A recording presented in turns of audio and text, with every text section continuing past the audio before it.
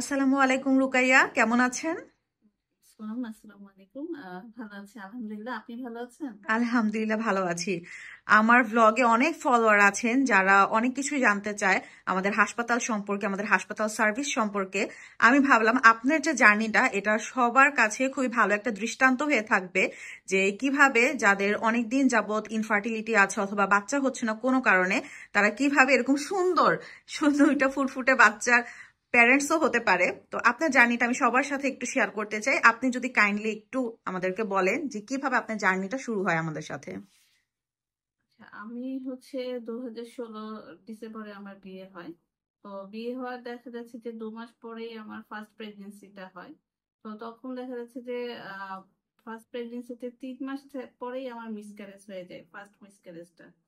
তারপরে পরপর 3বার আমার এরকম 3 মাসের মাথায় আমার মিসক্যারেজ গুলো হয়।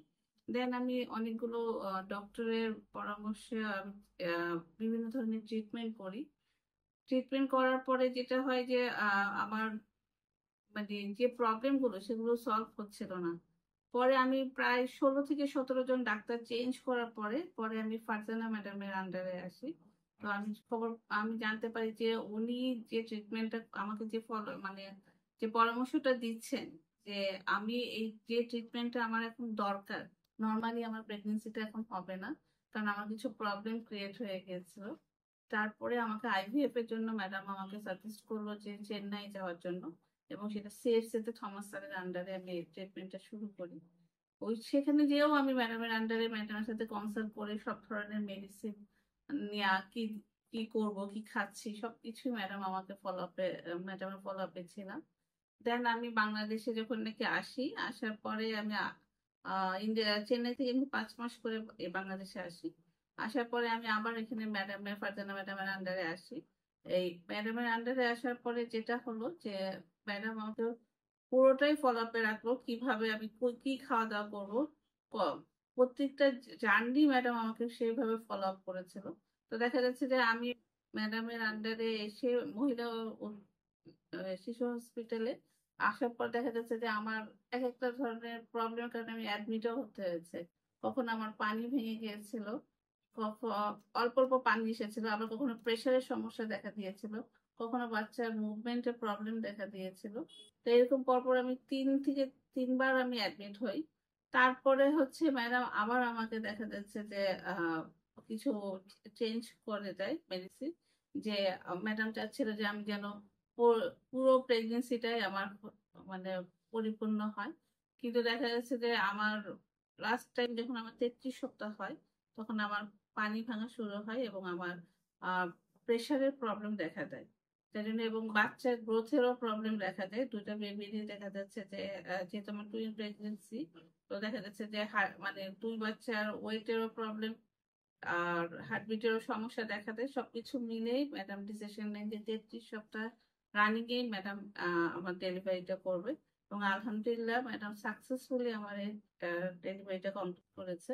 এবং এর সাথে আমি ধন্যবাদ জানাবো ম্যাডাম সহ এবং এই হসপিটালে যারা আহ ডাক্তার আছে, তাদের সবাইকে আমি অসংখ্য ধন্যবাদ জানাবো যে তারা আমাকে খুব পরিচর্যা করে আমাকে এই সাকসেসফুল এই দুটো বাবুর মা হওয়ার আমাকে সেই সৌভাগ্যটা অর্জন করতে দিয়েছে। আমি আশা করব যে যারা এই আইভিএফ ট্রিটমেন্টটায় আসার জন্য মনে করছে যে এটা একটা এটা অন্য কোনো কিছু ট্রিটমেন্ট, আমি বলবো যে না, এটা নর্মালি একটা ট্রিটমেন্ট। এটা জাস্ট একটা প্রসেস। এই প্রসেসের মাধ্যমে হচ্ছে আমরা বেবি নিব, এটা আমাদেরই বেবি, সুতরাং এটা কোনো ধরনের আহ হীনমন্যতা বোধ করার কোনো আমি কারণ দেখি না। এটা হচ্ছে আমার মনে হয় যে এটা আমরা নিজেদেরকে মানে উৎসাহ দিয়ে নিজেদেরই আগ্রহ সৃষ্টি করে আমাদের এই ট্রিটমেন্টে করা উচিত। কারণ যেহেতু আমাদের নর্মালি যদি কোনো সমস্যা হয়, তাহলে আমাদের যেহেতু একটা প্রসেস আছে এবং এটা আমাদের হাজবেন্ড ওয়াইফ নিজেদেরই, সুতরাং আমার মনে হয় যে এই ট্রিটমেন্টটা আমাদের করে সাকসেস হওয়া, মানে আমাদের চেষ্টা করা উচিত সবাই। অনেক ধন্যবাদ রুকায়া আপনাকে। এখানে আমি আরেকটু কথা বলতে চাই, সেটা হচ্ছে যে ম্যাডামের কিন্তু আরো ইচ্ছা ছিল যে আপনি প্রেগনেন্সিটাকে আরেকটু কন্টিনিউ করার, কারণ যত দিন যাবে বাচ্চা আরেকটু ম্যাচিউরড হবে। কিন্তু লাস্ট যখন আপনি আসলেন তখন আপনার কিছু সমস্যা, যেমন প্রেশার বেড়ে গিয়েছিল, পানি ভেঙে যাচ্ছিল, এর পাশাপাশি কিন্তু বাচ্চারও একটু সমস্যা ছিল। যেমন একজন বাচ্চার ওজন ছিল 1.8 কেজি এবং আরেকজন বাচ্চার ওজন ছিল 1.4 কেজি। দুইটা বাচ্চার ওজনের মধ্যে কিন্তু এত গ্যাপ হওয়ার কথা ছিল না। তার মানে আমরা বুঝতে পারছিলাম যে একজন বাচ্চা যার ওজন কম ছিল ওর কিন্তু গ্রোথটা কমে যাচ্ছে, এটা খারাপের দিকে যেতে পারে। এমন হতে পারতো যে ওই বেবিটা পেটেই হয়তো বা ডেড হয়ে যেতে পারতো। তো ম্যাডাম এর রিস্কটা কোনোভাবে নিতে চাননি। ম্যাডাম চেয়েছিলেন যে দুইজন বাচ্চাকে যাতে আমরা পৃথিবীতে আনতে পারি, এবং যেহেতু আমাদের এনআইসিইউ সার্ভিস আছে, আমাদের এক্সপার্ট পেডিয়াট্রিশিয়ান আছে, ওদের ট্রিটমেন্ট সম্ভব। তো এই রিস্কটা নিয়েই ম্যাডাম আপনাদের কনসেন্ট নিয়ে 33 সপ্তাহে ডেলিভারিটা সম্পূর্ণ করেছিলেন সিজারের মাধ্যমে, এবং তারপরে বাচ্চারা কিন্তু 13 দিন এনআইসিইউতে ভর্তি ছিল। তো এই ব্যাপারে যদি আপনি কিছু বলতেন যে এনআইসিইউতে বাচ্চারা যখন 13 দিন ভর্তি ছিল তখন আপনাদের এক্সপিরিয়েন্স কেমন, আমাদের এনআইসিইউতে বা বাচ্চা বিশেষজ্ঞ যিনি ছিলেন, শিশু বিশেষজ্ঞ ছিলেন, এই রিলেটেড যে সার্ভিস সেই ব্যাপারে যদি কিছু বলেন।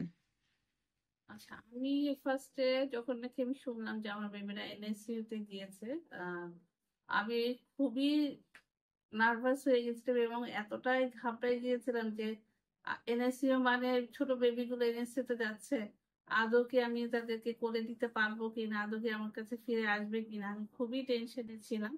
কিন্তু আলহামদুলিল্লাহ ওখানে যিনি ডাক্তার ছিলেন, চাইল্ড স্পেশালিস্ট, এবং যে নার্সরা ছিলেন, আমি বলবো যে তাদেরকে থ্যাঙ্কস, যে তারা যে টেক কেয়ারটা করেছে এবং তারা যখন যে ট্রিটমেন্টটা দরকার ওই ট্রিটমেন্টটা করেছে, এবং আমি খুব দ্রুতই আমার বেবিদেরকে কোলে নিতে পেরেছি।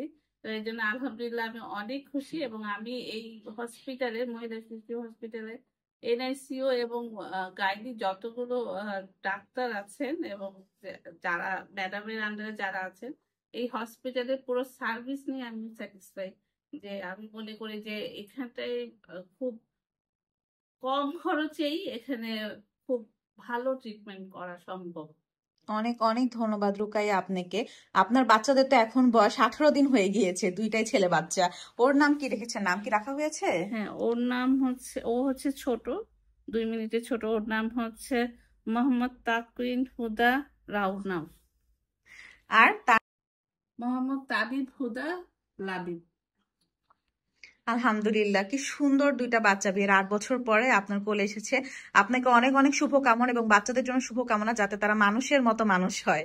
ধন্যবাদ আপনাকে রুকাইয়া, ভালো থাকবেন।